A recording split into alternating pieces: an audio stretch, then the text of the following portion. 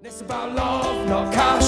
Stealing money from the poor's a bit rash. Line your pockets, fill your tanks with your rockets. Look at it, we just can't stop it. Loving your neighbour with bombs is wrong. Loving your neighbour with bombs is wrong. Just don't become late.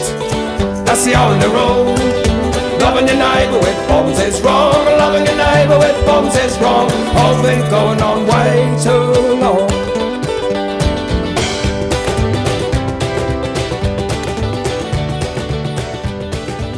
All right, so I'm speaking with Tricia Eastman, who is working with the very powerful psychedelics Iboga, also known as ibogaine, and also 5-MeO DMT, which is extracted from a toad. It's very powerful. Both of these things are very powerful. She's been working for a long time, it sounds like.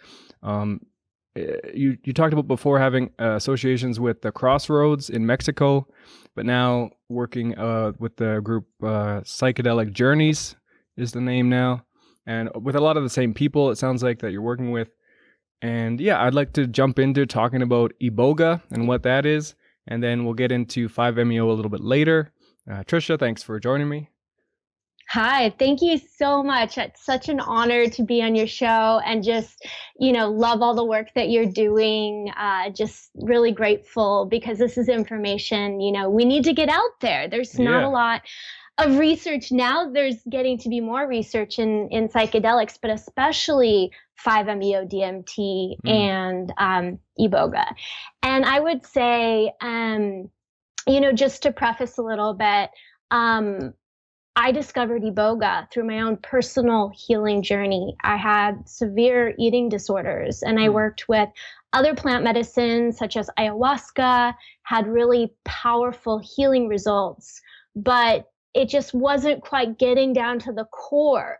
And it wasn't until I had my first experience with ibogaine, which was in Mexico at Crossroads, that I realized that this is one of the most potent healing tools on the planet. I'd studied healing work, did consulting for spas and retreats, and, spent 10 years of my life, even before getting into my work with plant medicine, understanding different modalities. And so to see something that could really just get down to the core of something and, be, 20 years of therapy, sometimes even more in one night. Right. So, just first of all, I want to explain Iboga is from Africa, from a region called Gabon, which is a very tropical kind of jungle environment. It needs a very special environment to grow. And Iboga is a plant that usually takes anywhere from, minimum like 10 years, but many times longer, usually a good mature plant, which is the type of medicine I like to work with, is 30 plus years. Wow. It's considered a national treasure in Gabon. It's actually illegal to export. So there are places that are producing Iboga and they are sending it outside of Africa, but most of those are in other parts of Africa really close to Gabon. Like, for instance, the Congo is right next door. So the Iboga has traditionally been used by the Bwiti. The Bwiti is the most popular. It's not only a tribe, but it's also a religion. And it's not a religion in the kind of dogmatic way that we look at American culture, or the way that Western culture, I should say, in the way that we look at religion, because it's really about, kind of that Gnostic inner journey and finding that wisdom from within yourself. Well, if it's based around something like Iboga, you'd expect, it would be a little different, I would imagine. Yeah, exactly. And the shamans that work with Iboga, they spend 10 plus years training, and every Nima that I've trained under, including the one that I was initiated by, as well as other facilitators that have not yet graduated to a Nima level of initiation, they say there's no set path in this work. So you could be studying for 7 years or 10 years, and the medicine decides when you're ready to work So with the it. word And that means, Nima, is that like a word for sort of shaman or something? yes, and the initiate is called the Bonzi. Hmm. So any initiate on the path, and they're still considered. There's another name for when you start to go into apprenticeship as Hmm. well, and that path. It's a long path of study, and the reason being is because there's so much intricacies of the soul and navigating the soul realms, and you're taking people into a place that's so deep that you really have to be able to fully hold space for that individual, which means that you have to get out of the way. And Right. so it's a long path of learning, just like ayahuasca. Most of the curanderas, the average training for a curandera is about 10 years for one that really contains all the wisdom of the different plants that are in the Amazon, and has done a lot of plant dietas and Hmm. built a relationship. And really, I think in modern day medicine, that's the thing, because Western culture is in such a rush to like jump onto things and learn them, and Hmm. like get a degree in something, or have some proof that they learned something. And yeah, this work is really about building that relationship with the plant. Right. So the Bwiti is two core divisions. One is the Disumba, which is the feminine branch, and then the Mitsoko, which is the masculine branch. Hmm. And they both have a different way of facilitating. One is more feminine. It involves some really deep purification rituals. They have these spiritual showers that they use different herbs from Gabon to basically cleanse and heal the body. But it's almost like a form of atonement in, the sense of, like, if you think of Catholicism, when they do a confessional, Hmm. like really going into yourself and seeing what things you can really let go of, and then also what you want to bring into your life. And so that's usually the first phase of initiation with the Disumba branch. And a lot of the ceremony uses a lot of symbolism. For instance, there's a boat usually on the altar that represents the crossing through to the spirit world, and so it's this idea of you crossing through, and there is some important symbolism behind that. Also, the parrot's feather, which represents the intellect, which is placed on the altar, and the needle, which is a representation of your speech and your ability to communicate. Wow. There's a So, lot going on there. There's a lot of different ways to approach this and do this stuff. So you've participated in some of these ceremonies, these traditional ceremonies, obviously. I've participated in traditional ceremonies, and then I came from the background after I had this healing experience with Crossroads. I was invited by the owner to be a facilitator, and so I learned how to facilitated in the psycho-spiritual program, which is very much different than the Bwiti tradition. So I Yeah. had many different types of exposure to the different types of ways of working with this Right. medicine. And I personally think that the way to work with it is the Bwiti way. Hmm. Okay. And just talking about exposure, people may recognize the name Iboga or ibogaine in the West because of its properties for helping people get out of heroin addiction and physically help with the withdrawal symptoms, and also psychologically and things help move on from addictive states of mind. Yeah, the substance ibogaine, the extract, has been quite popular because of right now. Like fentanyl is a huge thing in Canada, in America. It's a lot of overdoses happening in my community and also Yeah. around us. So ibogaine is really, it's gotten a lot of good press because it really does help people in with those specific things, addiction. Um, so maybe you could describe a little bit then how your current group, Psychedelic Journeys, how you've structured sort of how you work with Iboga. Mm.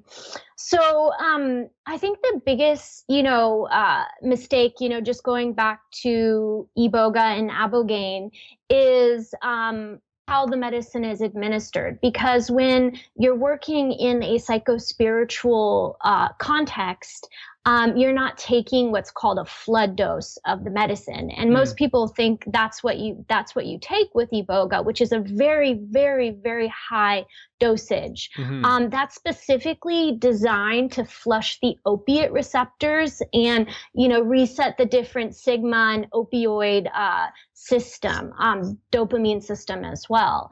And what's amazing about Iboga is it affects every single neurotransmitter in the body. So basically, the way that we set the work up is we do a really deep session of really going into the person one-on-one, seeing what things are coming up for them, really clearly defining what that person's intentions are. Because, even the word psychedelic, it means mind manifesting. So the more clear you go into your ceremony with those intentions, the more powerful the result is going to be. Even though the medicine is going to take you where you need to go in terms of, into the shadow and blind spots that you may not see. It's the intentions that help to direct that experience. Right. So when you say one-on-one, are you sort of doing one-on-one things with people, and then it's a group that goes in and actually takes the stuff at once, or is it? Exactly. Okay. Yeah. So you do. So we do one-on-one interviews, like in a private space where they can talk about confidential things. Right. And then we have everyone prepare for the ceremony. So they put on their ceremony clothes. We paint their faces with sacred clay that is the sacred face paint of that you go into when you do an initiation. And we set up a candle for each person, which is a representation of the soul. And there's a kind of like candlelight ceremony where we're kind of connecting everyone's soul. And when we look at each person individually, you have to be delicate with how they respond to the medicine. A person could have a full Iboga experience with just one spoonful, or even just being in the energy of it. And, as a side note, I'll also say we do a very intensive health examination, including we have everyone get an EKG just to make sure they don't have any abnormalities in their heart, because if there is any, issues, that's the only reason it could be unsafe. For the most part, it's totally safe. And obviously, because you've got your doses sort of structured and down pat too, I would imagine. And because Iboga is very powerful as far as psychedelics. Like you talked about a flood dose before, like that would last like 35 hours or something, right? Is what I understand.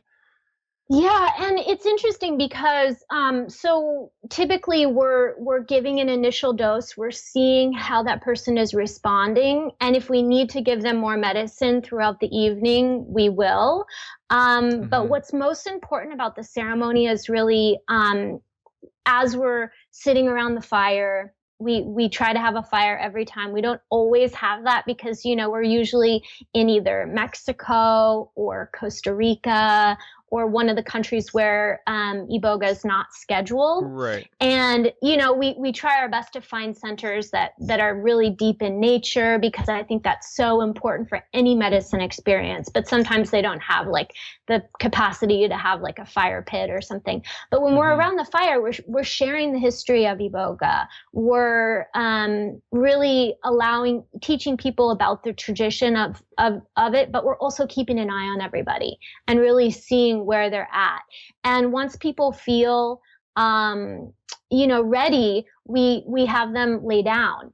And usually almost immediately they start to have some form of experience, whether it's somatic in the body, where they start feeling like kind of vibrations in the body, which is the medicine, cleaning out the body. or they start to have some visions. And some people even report this screen that pops up. So it's like, imagine you have your eyes closed and almost immediately a screen, just like this laptop that I'm looking at you right now, just pops up and it starts playing different scenes, and these scenes all have significance. So this particular medicine isn't even actually in the category of psychedelic. It's actually called a dream making medicine, because the visions that you have are actually significant to you in your life. It might be something related to something that happened to you when you were a child, some trauma, or something that you're processing. Not everyone has visions like that, though. And I think one thing to also consider with Iboga is that I think with any psychedelic experiences, the more you tell people how it is, the more expectation they have going into it. And the most important thing is to just go into that experience totally clear. It's good to know some of these things, to know and educate yourself so that you're making a decision on who to work with as a facilitator, things like that.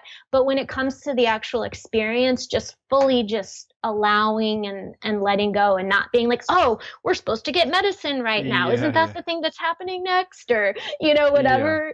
Yeah, you can build up expectations for sure in any of these ceremonial psychedelic these states, and you hear so many stories, and the stories that gain popularity are the ones that are crazy, where someone goes and meets their grandfather and then has a conversation with the devil or something, and you're like, oh my god, this is gonna be so cool, I'm gonna meet my spirit animal, I'm gonna do this and this. And sometimes it just doesn't work out that way. It's not how it comes to you or whatever, and you can get kind of bummed out if you're really set on something happening. And I think that is good advice in general for working with some of these things.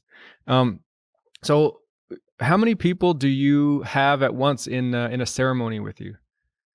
So usually if it's myself and my partner, we'll have up to 4 people. But when we do bigger retreats, like if it's something like a private group, we get a lot of private groups that reach out to us and want us to fly to Tulum and do like rent a villa, and we'll do like a private curated retreat for them. But then we also have another team of people that we work with who are just incredible, who we do a lot of our retreats with. So usually if we have a normal group, it's 4 facilitators, which is what's common in Gabon as well, to have 4 facilitators. And then how many? For 8 people. For 8. Okay. That's a pretty good ratio. That's not bad, actually.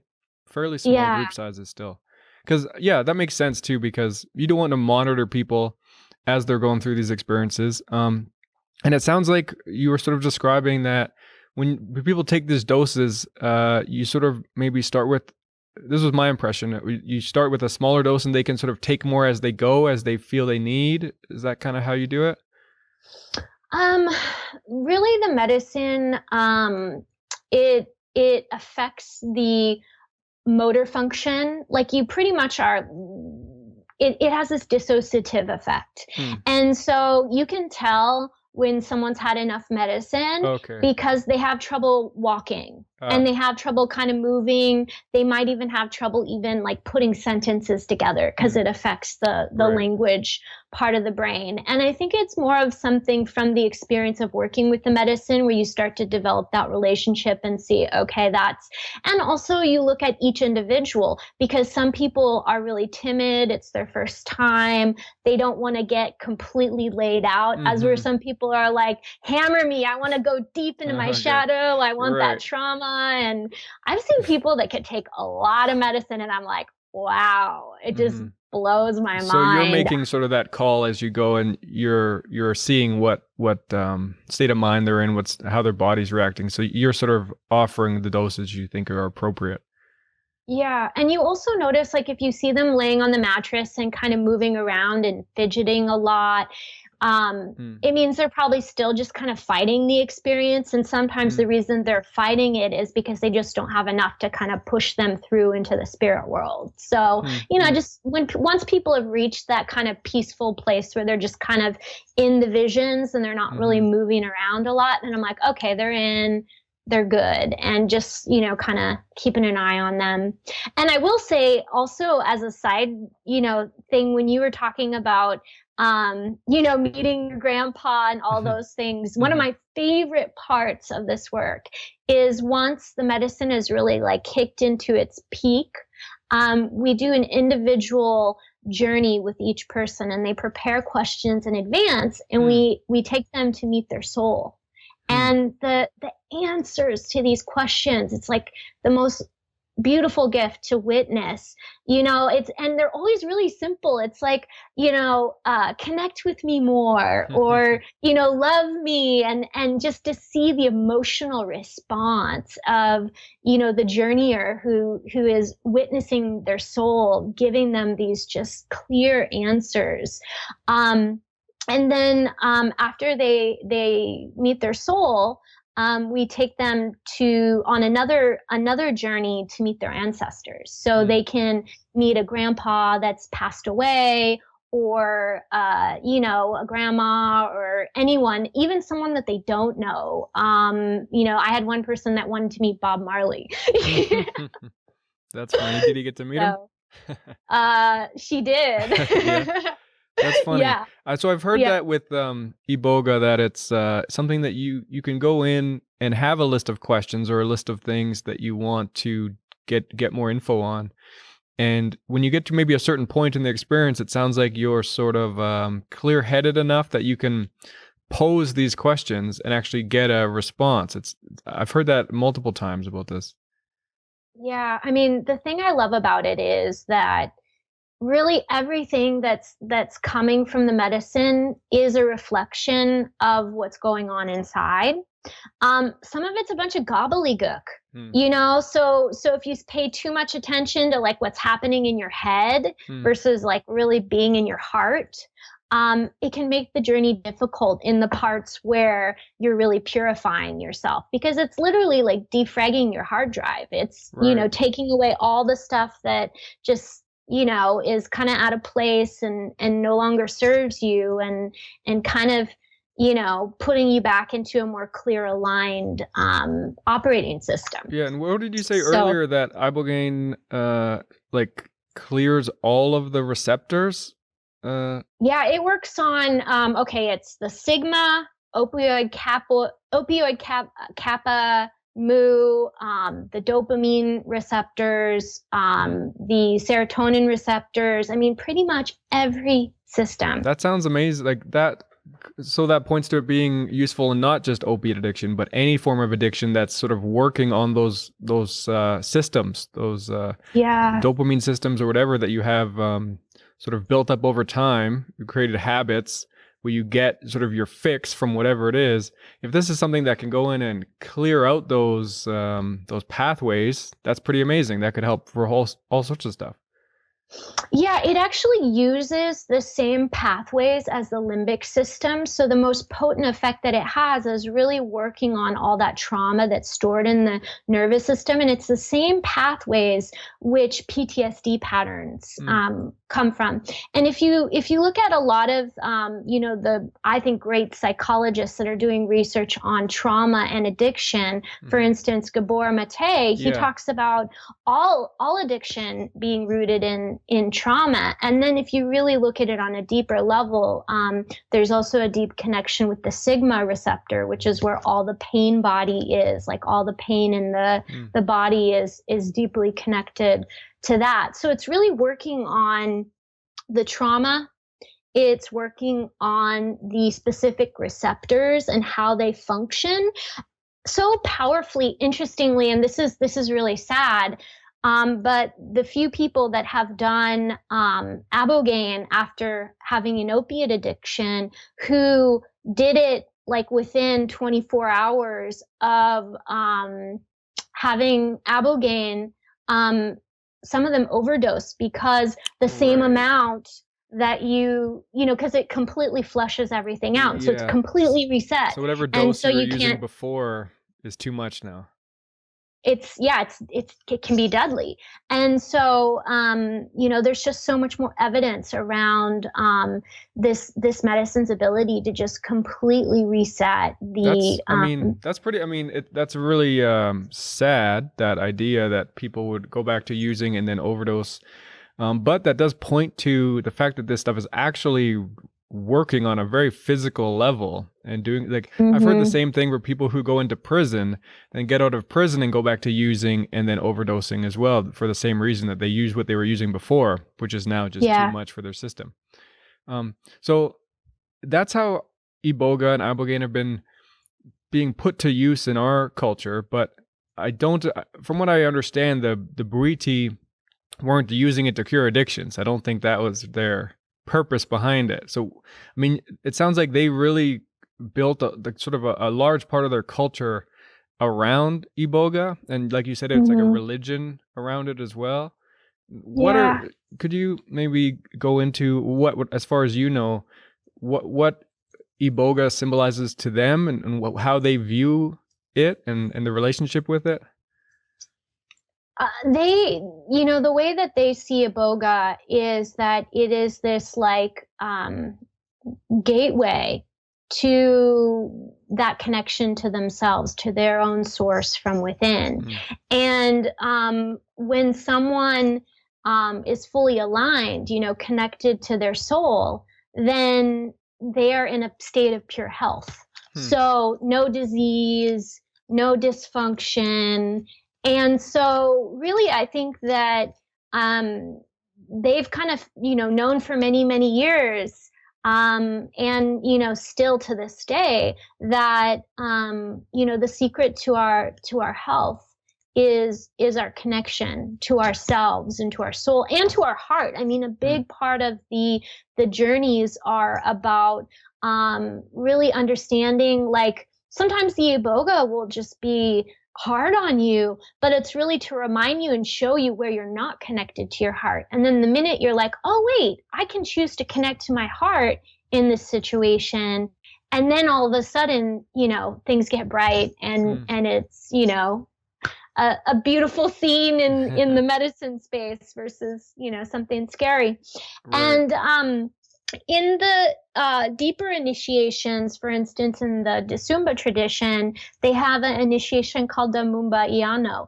And the Mumbayano is this idea of meeting your soul. And after you meet your soul, and it's different because it's not like you're just having a conversation with your soul. Like each one, their soul has an outfit that they wear. And so after they meet their soul, they have to go to this costumer, and there's these different costumers in Gabon, and they have to actually have them sew a costume, which is the exact costume. So for instance, the person who initiated me, he was a king in Egypt, not King Tut.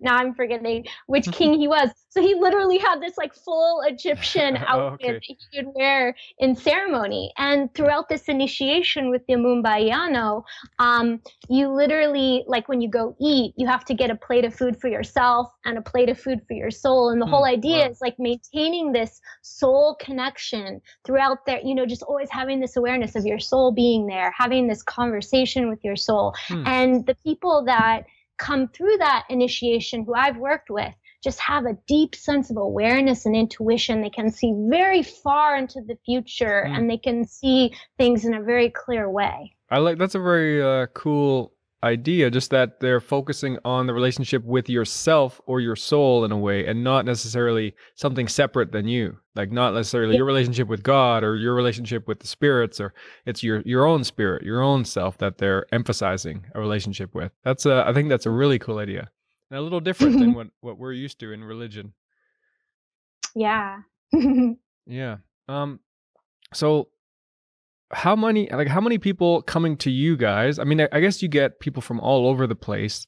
Like you said, you have requests to do like private ceremonies in different areas. But do you work with people, I guess, across the board? Hey, like some people coming with say, heroin addiction, and then also people just sort of looking to try something else, try ibogaine because they've heard about it, or people just on sort of that quest, right? That self-awareness, spiritual sort of journey people find themselves on, I suppose, lead them to you as well. How many people do you work with who really are like in the thralls of addiction? I mean, I think, that's a really interesting question because, I mean, first of all, I'll say that there is a certain category of addiction, and it's usually someone who is just in the initial phases of, like, for instance, opiate addiction, where they need a full detox. That is not the kind of work that I do. It's very dangerous, and you need to have the right medical facilities, the right medical team, to make sure that that person is safe. And so I have clinics that I recommend in Mexico and as well as Canada. So you wouldn't necessarily want to work with someone who was like completely still in the addiction, like still using all the time. Oh, I've seen some of those detoxes before. I actually sat with someone because the clinic that I worked at in Mexico is also an ibogaine clinic. So they would do 1 week in a month for the psycho-spiritual, but then the rest of the time it was all, addiction, detox, right. Heroin, opiate. And oh my God, it was just so, it's intense. Yeah. It's really, really intense. There's a lot of purging, a lot of intense stuff coming up. And you definitely need to have the right facility for that and the right, like having a doctor there to really just in case anything happens, any complications, because a lot of times people using opiates will also be using methamphetamines. And even if they pass the EKG exam, their heart can be weakened from, just that combination of the opiates and amphetamines. Yeah, like when we spoke on the phone before, I was telling you about Trevor Miller, who is someone in Canada out of Vancouver who works with ibogaine, and that he's been my sort of main source of information. I've interviewed him twice on this podcast. He was the first person I ever interviewed, actually. And but he works with people in heavy addictions a lot, but he has a nurse on site who stays there when they're in the peak of this experience. He even has morphine on site, so if they do find themselves early on needing to balance that, he can give them a little bit of that legally and really be cover all his bases and have the right medical staff. Yeah, you got to have, oh my God, I'm just having one of those moments. The machine that jumpstarts the heart. I'm totally the AED, blanking. We call it here. Yeah. You need to have one of those in case someone's heart stops. Right. The amount of medical equipment, it's expensive, and it also takes away from, and the heart monitors as well, which they have usually like a little finger thing or a little So it really is about the heart. The health of the heart seems like the main thing you're emphasizing with this, eh? With specifically people that are in the high risk group, which would be people with opiate addiction. Yeah. Okay. So the people that I work with, they have more of the Western addiction. The Western addiction is this need to run from the darkness, run from connecting with yourself, from like really connecting with yourself and moving so quickly through life that you just don't have the time to process trauma. And so you just end up with this accumulation of, mourning that you never did, past experiences, like trauma that's happened because you were moving quickly through life and you just weren't paying attention and, were maybe creating some meaning around it. And what the Iboga can do is it can just really go in there and shine the light on all of that and allow for you to really, come into terms with everything you've experienced, bring in that space of acceptance. But it's also really potent at killing disease. All disease lives in a low vibration, and it's an acidic vibration in the body. It's the same vibration that cancer and even like more further, like Gerson therapies and things like that kind of operate on that premise. of that acidic environment. But what can happen is when you do this work and you clean that trauma out, it raises the vibration of the body. And one of the things that's interesting is the body is a host to all kinds of parasites, and those parasites actually hack our consciousness. So a lot of the time when we want sugar, it's not actually us. It's the candida in our digestive tract that's like literally like, give me sugar. And all of that is to keep you in that perpetual state of that acidic vibration so that it can keep growing and living in your body. But the candida is completely wiped out with Iboga. It's one of the few medicines that can just go in and just inoculate that, as well as many other parasites. Right. Yeah, I had a really fascinating conversation with someone about that not too long ago, where she was telling me she had studied sort of the nervous system and the gut health and gut bacteria and how you can have cravings for things because the bacteria in your gut are craving those things and they're sending like signals to you to eat certain stuff. Or that really blew my mind that's a real thing, that we have those organisms inside of us sort of hacking us a little bit. I know, you're like a server in a restaurant, all you're doing with all your cravings is like serving up all these different parasites. Okay, what do you want? Here's some sugar, here's some caffeine. It's a weird idea to think about that, but it's just true at this point. We know that we have so many bacteria and things, whether it's on our skin or living in our gut or all this stuff, that we're really made up. We're composed of all of these different living things. It blows your mind if you really stop and look at it and break it down and whatnot. So you're working with pretty powerful psychedelics, like, Iboga is definitely up there with one of the most powerful out there. And then you're working with 5-MeO as well, which is really hailed these days as like the big one, like the huge sort of ego death type of experience that people are seeking sometimes. And so you it sounds like do you actually get the 5-MeO from toads as well? Yeah. So interestingly, this clinic that I got invited to facilitate at Crossroads, which by the way is no longer open. Right, they closed about a year ago. The way that they did the psychospiritual program is you would do one night with Iboga, and then on the very last day you would receive 5-MeO DMT. So they paired them as and well. So that's how I got introduced to the Sonoran Desert toad.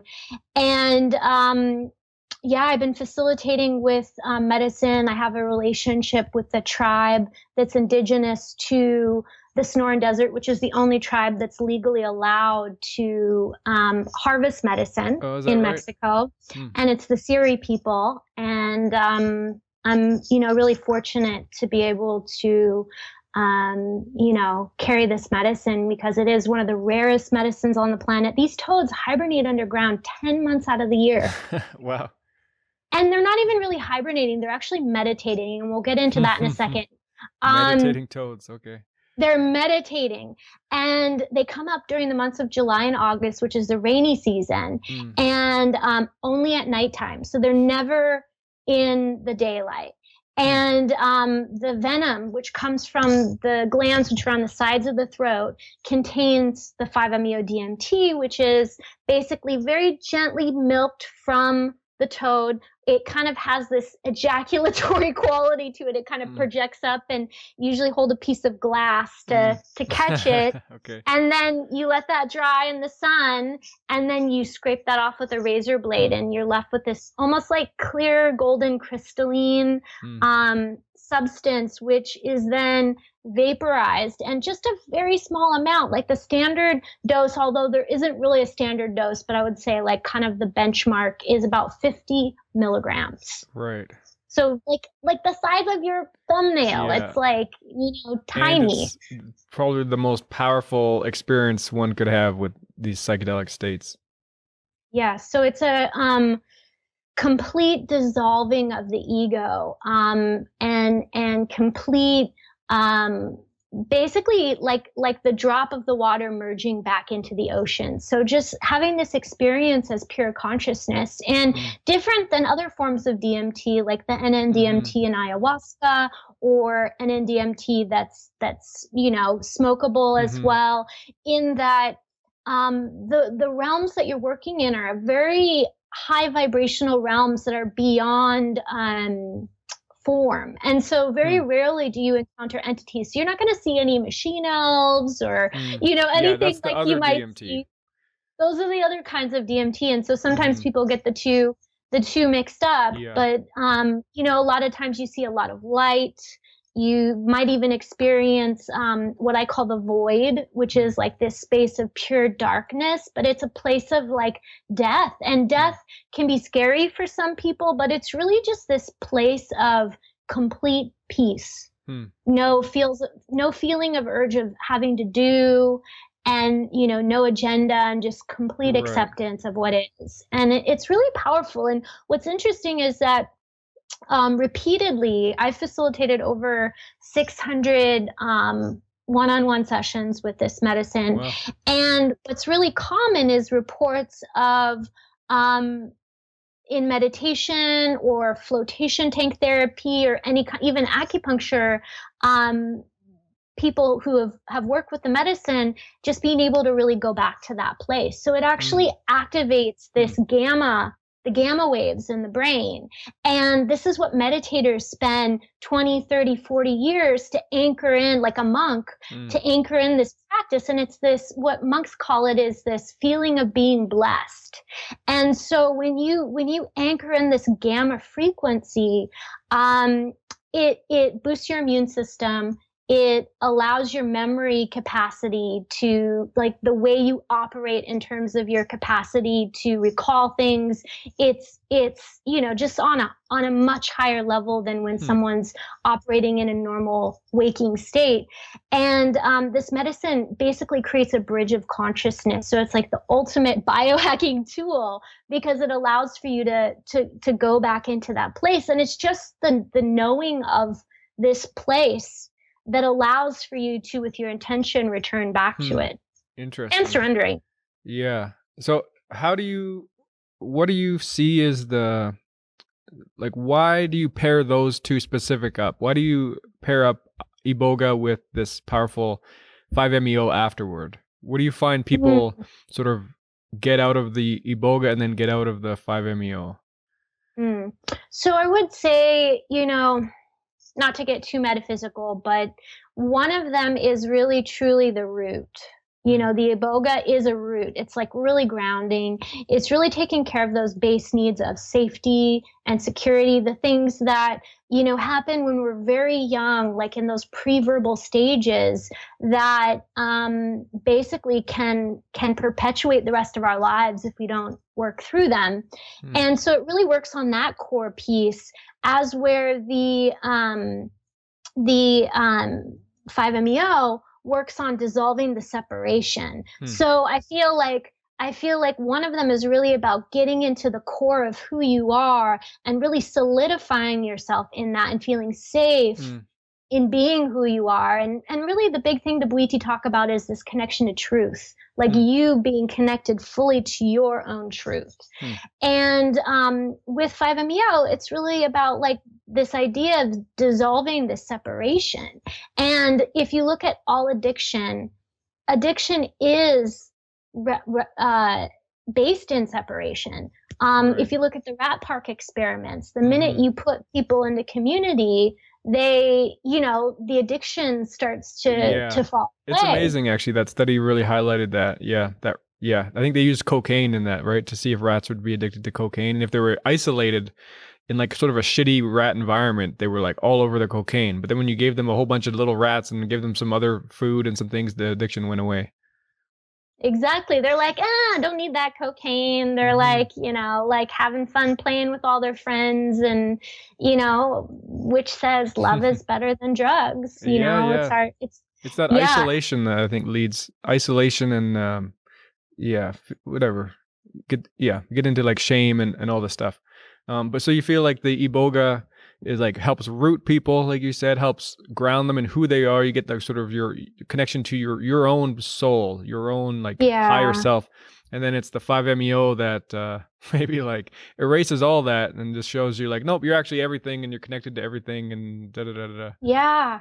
and both are true. And you need to understand both aspects of yourself to be able to operate in your most optimal state. Cool. So when you're doing either of these, I don't imagine if you're facilitating 5-MeO that you're actually taking 5-MeO as well. But what about with Iboga? Would you actually take any doses of Iboga if you're working with people? I do. And so when I work with 5-MeO, I do not, because there are so many things you have to pay attention to with the health of the individual, and them just going through their own process. Sometimes it can be really intense. Sometimes intense trauma can come up, and it's very active, as where the person who's on Iboga is kind of incapacitated. They can barely get up and walk and go to the bathroom. Yeah. So you have to be kind of really present, and you're really watching the other person. But with the Iboga, I feel like it's such a long period of time, like literally staying up for 4 days with no sleep. We're talking from day in, day out, taking care of people, bringing them food, taking them to the bathroom, doing the ceremony, all that. It's not me doing the work, it's the medicine. I'm just the vessel, and that's part of the act of taking the medicine in that particular tradition, is that the medicine is working through you. And so I just, sometimes I'm just like blown away at just what it allows for me. But even though it's not me, Right. to do in that. And I'm like, oh my God, how did I stay up for 4 days and not be tired and not feel like I'm falling over? So what kind of a dose would you take if, say you're facilitating with a few people who are taking very high doses themselves? How much would you take? It's interesting. I used to think it was better to take a lower amount, but I actually can operate in now that have a really deep relationship with the medicine, I can operate in probably about half of what I would normally take if I was laying down on the mattress. Right. So that's a pretty substantial amount for sure then. Yeah. Yeah. But maybe who knows? Maybe you've built a tolerance to a certain extent. You have a connection mentally with it as well, and all this. I don't think it's a tolerance. What I think it is it's like ability to maintain my focus even when I'm in an altered state. Right. And like to be relaxed. Just to be, just to be able to allow the medicine to work through and do what it needs to do. So going back to the 5-MeO, how long does a 5-MeO experience last? It's very short. It's the first 20 minutes is the 5-MeO DMT acting on the system, and that's usually when someone is completely gone. Like usually when their eyes are closed and you can kind of see them like moving around, like the eyeballs, like when you're in REM. Right. And you're like, okay, you could tell that they're traveling somewhere. And then after that 20 minutes, usually they start to come back in. But then there's about 8 other tryptamines, as well as the bufotenine, which are all still working on the body. And so I see people still doing work and having an experience, but having more presence of the ego. So the ego is slowly kind of returning, and that can last anywhere from 45 minutes total time to an hour total time. Okay, yeah. And then there's aspects of the ceremony too, like for instance, intention setting and, giving people instructions on, telling them a little bit about it. And so usually I would say it's about an hour and a half to 2 hours per, session. Yeah. Okay. Let's, what I'd like to do is talk a little bit about, you could call it like the dark side of psychedelics, or at least some of the dangers that are out there with this stuff. Obviously you do have a ton of experience, and it sounds like you're working with people who also have a lot of experience in different capacities too. I think you mentioned someone you work with is a trained psychiatrist or something along those lines, and so you have these things to draw from. But so for people out there, it may be looking to experiment with this stuff, or just becoming very curious about this. What are some of the things that you've encountered, that you've seen with working with people, where, what are some of the dangers that are out there? What are the things people should be cautious of? Mm. So, I mean, the most important prevalent thing I just want to say about Iboga is do not try this at home. I cannot tell you how many stories of people I even know that ordered some online, took Mm, it, and ended up in the hospital. right. And it's not just because it's, like you can't just read an instruction book on how to do it. The medicine, like I even had an experience where there was a particular clinic, and I won't say any names, but they were working with the medicine and they weren't doing certain things properly, and the medicine kind of like was changing the weather, blowing up mattresses. It was like all hell was breaking out. Mm, And and they literally called up a person that I knew, and it was like, like in Hawaii where they have those rocks and they say if you take them off the island you mm. have a curse or Yeah, okay, a little something. curse, And so yeah. the post office has like thousands of them like mailed back every year. Right, It was yeah. almost like they were like, please take this medicine, get Mm, it out of here, kind of mm, thing. And so, I would just say that, really working with someone who has the experience, who, really listening if you're being called to mm, work with the medicine and when the right timing is to work with the medicine, are really important. And yeah, and just, yeah, not taking it into your own hands because it can be really dangerous. And that's why there are negative reports out there. And that just hurts this work mm, because, like one of my biggest missions is to help this be accessible for more people. And I'm just mm. praying that one day that it will get approved. Ibogaine will get approved in the United States for treatments. But when we have Right. cases like that, it just, like we don't even have safety data yet. But if there's cases like that, it's just gonna, be damaging to the future of it. Right. And with 5-MeO, it's definitely not something you want to do on your own either. It's just not safe. I see people roll around. You can cut yourself. I've had people that have tried to jump out of windows and Mm, try to run away and climb right. trees and not even have any awareness of it. And it's just really important because you just never know with trauma, because it's going so deep into like trauma, what's Hmm. going to come up. Right. And so it's so important to have someone that's compassionate and can support you.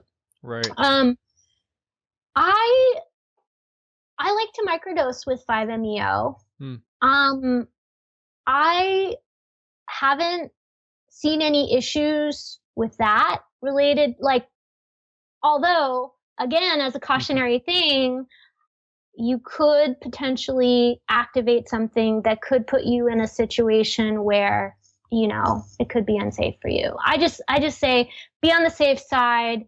There's lots of amazing places to have the experience and great clinics and great facilitators. So, Right. So one of the that's the main way. things you're pointing out here is that people should look into working with, if they're going to try this stuff, go to people who know what they're doing, who have a lot of experience, who are who have integrity too, and who will be there and help guide you. And that to me speaks to one of the main things that I am trying to talk about on this podcast is that Mm, we need to sort of change how we regulate these drugs so that there'll be more places available people can go to safely take them, because people are forced to basically go black market or go underground and deal with people they might not normally deal with to get a hold of this stuff, to try it on their own, um, locked away in their basement or something because they don't want to get caught because it's illegal and all this other stuff that goes with that. And so by regulating these things, we will create a safer environment, a safer culture for people to use these things. It's just, it seems so obvious, but a lot of people, they might hear some stories and think, oh, those things are really dangerous and powerful, they should be illegal, or but really mm, that's not making it safer for people. mm. And good example of this is, you know MAPS organization, they've spent the last 25 years to get the approvals for MDMA, for psychedelic assisted therapy. Yeah. And the protocol that they developed is truly remarkable for healing trauma and PTSD, over 60% success rate. Right. And so what I see, not only from the effects of, like doing it on your own, it's not just the safety factor, but when you have the right protocols put in place to really create that container for the healing, the results are profound. Right. And, I mean, I love Iboga. For me, has been one of the most potent healing medicines in my life, but I've never felt the urge to want to take it by myself, because I know that when I go and I take it with a really great NEMA or facilitator, just how it goes beyond, it's the container that they set.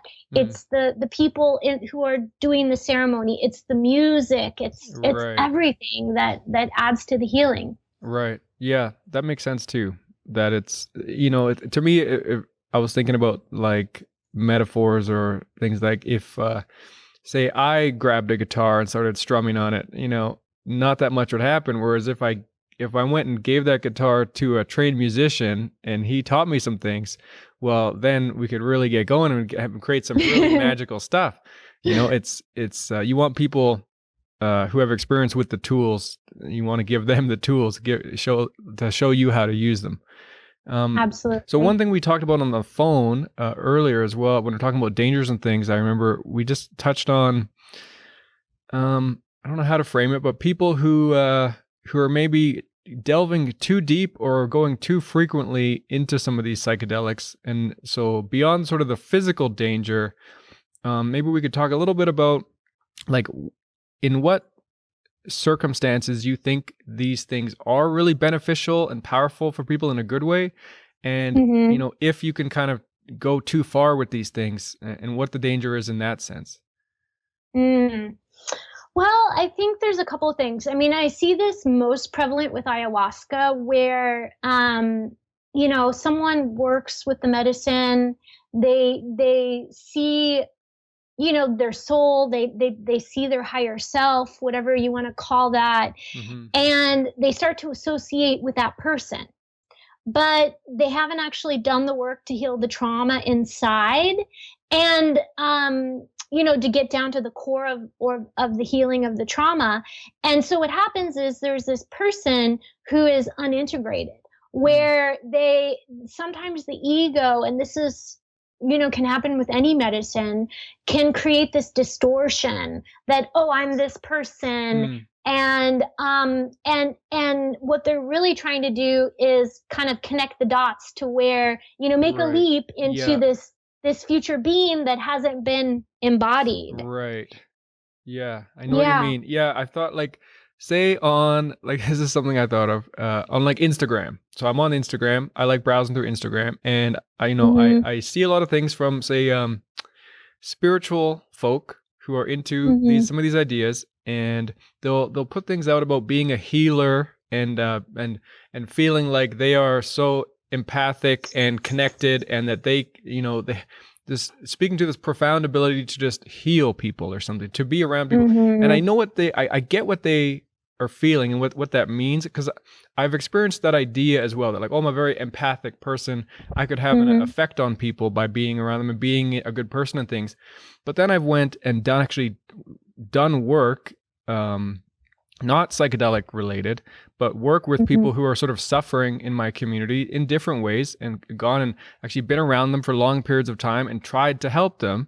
And what you realize quickly is like, there's more to it than just, oh, I'm a healer and I will just magically heal people by being like, no, there's a lot of like steps to take and work to do, and things you have to work on and change over time to make a difference for people. But yeah, you can get lost in that sort of delusion that it's like, oh, this is who I am. This is what I am now. And I am just, because you get a glimpse of it maybe in these states or something. Absolutely. And it's so easy for a being that's in pain to also disassociate. That's part of our culture, to disassociate with the parts of themselves that they just don't want to fully accept. That can definitely happen Yeah. too. And so what I'll say, I love that you brought this up. First of all, healing is not an end result. You can't heal. We're Right. already whole. We're Yeah. already healed. There's nothing wrong with us. It's just parts of our own mental functioning and how we're viewing ourselves. And that's related to self-love. But it's most importantly, all of that is based in, like, you have to ground. You have to be present. You have to really be grounded and integrate that work that you're doing. Otherwise, it's just all in the mental realm. It's just something that's floating in Yeah. the clouds if you're not grounding it, if you're not really loving yourself by taking care of yourself and doing Yeah. yoga or whatever. Not that you have to do yoga. Yeah, but self-care and things. Yeah. Yeah. And I mean, I don't want to ever tell anybody there's a way. And I don't want to ever put myself off as I know something, but what I will say is that we we are creators. We are creative beings. And I believe, at least from what I've seen from this work, that when a being is oriented towards the creative self, which is the higher self, then they're directed in a way to where they are whole and healed and happy and joyful. When they're oriented towards the ego, then they're disempowered. And it's really through our own will, through our free will, that we choose which parts of ourselves to empower. And so the medicines are going to show us these parts, but ultimately we have to choose in every moment. And that's the meditation. That's the integration of are we empowering the part of ourselves that has unlimited potential, that is abundant, that believes that we live in a friendly universe, or are we empowering the part of ourselves that's limited, that's living in scarcity, that's living in lack, that's living in fear? Right. Yeah, I do view, when it comes to like healing, and I've had this conversation before, that it seems to be about release, and even talking about sort of being a creative being, being able to release something out of yourself, even like express it into a piece of art or whatever. It could be building a house or something, but be able to release something and create something is like a part of the process of healing, and that healing really seems to be more of a process that you get good at just going through faster. Whereas it seems to be when you get stuck in things that you start, that's where sort of suffering is. You get stuck in being afraid of something or avoiding something, or stuck using something, over and over, and that you can't move past it. That seems to be, to sort of summarize it a little bit, maybe a little bit too much. How it seems to work. That, like you said, you can't just be healed. You can't just be, oh, I'm done now. I did it. I did the work. It's over. It doesn't seem to work out that way. Yeah, and I would also say that the Western mind has a lot of it is this compartmentalized view. And that compartmentalized view is this idea that healing means relief of tension, relief of suffering, relief of pain. And what I've found from this work is it's like when we really go into those things is actually where we get the healing. So to say, like the addiction is doing something else, so because you feel a certain way, in an attempt to self-soothe, in order to not feel whatever you're experiencing. Yeah. So to use plant medicine or to use any modality is using it in the same way that we're using addiction, because all these different things are actually here as teachers and things that are unlocking creative power within us to bring us into our deeper sense of meaning in life and fulfillment. Right. And yeah, so, and going back to what you said, you think ayahuasca seems to be more of a sort of one of the psychedelics that people are abusing a little too much, or sort of going to connect with that other side, with to try to like get some, like, how do you say, like they're looking at that as that's the answer for them. That's what's gonna fix them, and it's not them. Like they're not going in like it's me.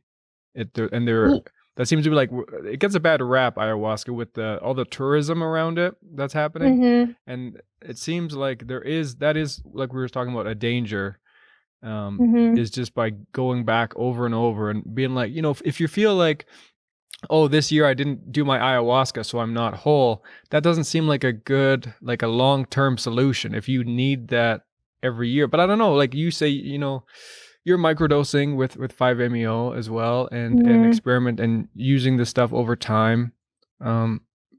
It's a hard thing. It's something that comes up a lot, is do we really need this stuff to get to these places, to come to these conclusions? And it seems like we don't. There is yoga, and there are these meditation retreats and things you can get into to get to these places, but these really are like a fast track to get there. They really are some of the best tools for the job when it comes to this stuff. It's just maybe also being careful not to put them as like the only way, the only thing. Oh, no. I think they're part of the medicine wheel. And I think all these other practices that you said are like so important to be part of that, whatever that protocol is that fits for you. And so, for instance, I like to use the analogy of bleaching your clothes. Like you can wash your clothes in the laundry and they can get pretty clean, but then sometimes you need to use bleach. But if you use too much bleach, you can actually bleach holes in your clothes. That's a great, or you can turn them yellow. Yeah. So it's just using it in a way of awareness. And when you're using things in that awareness, you're not overusing them. Right. And I don't want to give ayahuasca a bad rap in any way. But I do also want to say that I do feel like it is being overused. And I think the more that we can, I'm really, my prayer for the neo-shamanic emergence is to really see, different facilitators bringing different integrative practices into it, but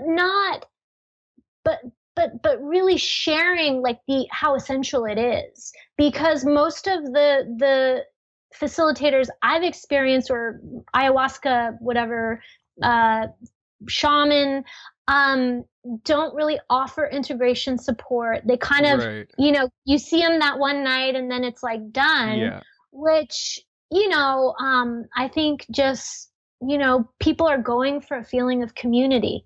And the reason they keep going back is because they're finding it, that just like the Rat Park experiment, they're finding a sense of community there. Yeah, that's and a that's good what point. they're hungry for. Yeah, and that our culture just doesn't offer, because this stuff is still illegal, and it's like in the darkness, for us here. So I can see that, like, it was when I went and did ayahuasca a couple of years ago now in Peru. That was a really great part of it, was being around all these people who were like-minded, who were talking about the same stuff, who were into this type of work. And it was great just being around all these people. So that I can see why that is like a draw for people, who maybe it's hard to find that in North America. It's hard to go talk to your coworkers about psychedelic drugs and things. I had to start this podcast just so I could have some conversations about it. It's tough. Yeah, I mean, it's like you can either go to a bar or you can, go to an ayahuasca ceremony on the weekend, and, there's a lot of, at least in Los Angeles, there's a lot of underground ceremonies happening, but, who wants to do that on a weekend night? I mean, I think there is a little bit of this emergence of community that, is bringing in medicine song circles and different practices. But yeah, I just, like I said, my prayer is to see all of that coming through in an integrative way and giving people a lot of options to feel connected to the community. Yeah. And as it becomes more accepted that people talk about this stuff and use this stuff in our communities, that I think it will come, it'll form a community around it, in our different cities and towns and whatnot. We'll have, even in my town, like I was saying to you before, some people have started a little group to talk about mostly 5-MeO and this non-dualism, this idea. And I actually wanted to ask you if you're okay sharing some of it, of your own personal beliefs as far as, you know, what is actually going on when you're taking something like 5-MeO, and you're like, do you think that are you getting a sense of the true reality, like what's really there, and that this is we're living in this sort of illusionary state? This, I'd like to talk a little bit about your own personal beliefs. So I had some very powerful mystical experiences at a young age, and couldn't really explain them until I got older. And I never thought, oh, chakras. That sounds like a crazy thing. Like when you just read about it for the first time, you're like, you have these like spinning wheels of energy inside your body that are different colors. Yeah. But I had actually, like, when I started meditating, I started seeing them, and I'm like, this is really weird. And I made the connection. And so what I've experienced is that we have this energy inside us, the Kundalini energy. You've heard of that term before? Oh, yeah, for sure, yeah. And the Kundalini energy, which is activated when you're smoking 5-MeO DMT, it travels all the way up the spine, from the base of the spine, and it's going through the chakras. As you're traveling through the chakras, basically your body is a map of the entire cosmos. So you're going into different dimensions. So like when they talk about the astral realm and all these different realms, these are entire dimensions. So you're a fractal of this big whole, at least from what I've seen, working with these medicines. And so what I find is that when people have things that come up, like where they throw up, where they have shaking or trauma that comes up, it's usually what happens is the Kundalini energy hits a piece of trauma that's stored in one of those chakras. And it's almost like a beach ball when you try to submerge it underwater. It just can't. And sometimes when people try to fight it, their body will start to shake. And I even see people where, like, for instance, if the heart is blocked, their hands will start to freeze up like this. It's called tetany, where they're like the energy like kind of freezes up the hands. And once that energy is open and it's freed, it goes all the way up through the throat chakra, and then the soul leaves the body through the third eye. When the soul leaves the body through the third eye, that's when you experience that oneness and that unity consciousness. Beyond that, there are dimensions that go up for, it goes on forever almost, and I can't even really answer that for sure because I haven't seen them all. Right. But there's different. The way I see it is that the galaxy is an expression of our higher consciousness, and so within these different galaxies we have galactic logos, and those are a form of intelligence that expresses itself in a certain way. Like there's different expressions of love. In the higher realms that I've experienced on this medicine, there's so many different forms of, just this consciousness of love, like intelligent love, divine love, and they all have a signature to them, and they all have a transmission, and the transmission goes beyond words. It goes beyond, what the mind can even really grasp onto. It's just kind of an understanding. And so what I find is that in these journeys, the medicine will take you into these realms, and you'll receive these, I call them ashrams of consciousness. And so in these different ashrams of consciousness, you receive these different light codes. And what they do is they basically upgrade your entire system. Many people even say, like on a mystical sense, that it's like upgrading your DNA, unlocking your DNA. Right. Because, some believe that we contain all of the DNA in us, but we just have pieces that are locked. Right. And so when we unlock those, then we can operate from a place of awareness and understanding of, just the laws of nature, which apply here but also apply there, on a whole nother level. And each time we're doing this work, the more that we're surrendering into this, the more we're anchoring in our awareness and expanding our cartography of the universe and our size as an individual. Because the more capacity we have, the more that we can be a vessel and the more that we can give. Right. Yeah, I like that. I've thought about that idea recently, of unlocking things in us, that we have things in us that just, and it's like we have this feeling too that they're there, but we just don't know how to express. Like we feel like we have this power or something in us that we don't know how to tap into. This kind of idea. I mean, there's something I talked about with Kalindi EEs, someone who does psilocybin mushrooms in very high doses. And we're talking about that. I just that there's something there that we're not tapping into, and it seems true too that often in life we don't really realize what we're capable of until it's put upon us. Like, say we don't know if we can be a father or mother until we have to be, and then all of a sudden all this stuff is there that we didn't know was there. When all of a sudden we're living for someone else more than we're living for ourselves, and we didn't even know we could do that until we had to, until it was unlocked, kind of. And yeah, I do wonder about that, and it seems like part of like some of the language you use is like talking about like sort of higher frequencies of consciousness, of perception, that we're sort of talking about vibrations of things, that we're on a certain vibration, but if we take some of the stuff, it can really elevate us and put us into this greater sense of awareness of things around us. Yeah. I mean, that seems like, and I feel, go ahead. Sorry. Oh, no. I just said, and I feel like it also brings about a greater sense of peace. Right. And that, I think that's basically what we're looking for, right? Is a sense of peace. It's not exactly happiness, I feel like, it's more like just being at peace with what's happening and who we are and things like that. Really? I mean, yeah. I think that's what I'm looking for anyway. Yeah.